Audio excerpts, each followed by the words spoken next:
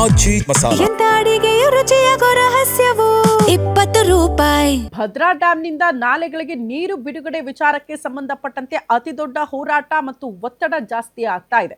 Mostly ಇದೇ ವಿಚಾರಕ್ಕೆ ಸಂಬಂಧಪಟ್ಟಂತೆ ಮತ್ತೊಂದು ಸುತ್ತಿನ ಹೋರಾಟಕ್ಕೆ ಆ ಭಾಗದ ಜನ ನಿರ್ಧಾರ ಮಾಡದಂಗೆ ಕಾಣಿಸುತ್ತೆ. ಇವತ್ತು ದಾವಣಗೆರೆ ನಗರ ಬಂದ್ಗೆ ಭಾರತೀಯ ರೈತ ಒಕ್ಕೂಟ ಕರೆ ಕೊಟ್ಟಿದೆಯಂತೆ.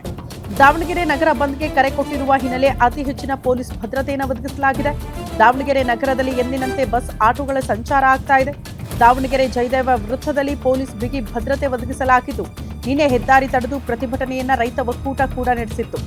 ಮಾಜಿ ಸಚಿವ ರವೀಂದ್ರನಾಥ್, HR ಲಿಂಗರಾಜ್ ನೇತೃತ್ವದಲ್ಲಿ ಬಂದ್ಗೆ ಕರೆ ಕೊಡಲಾಗಿದ್ದು, ಬಂದ್ಗೆ ಕರೆ ನೀಡಿದ್ರೂ ಕೂಡ ಇನ್ನೂ ಉತ್ಸಾಹ ತೋರ್ತಾ ಇಲ್ವಂತೆ ರೈತ ಮುಖಂಡರು.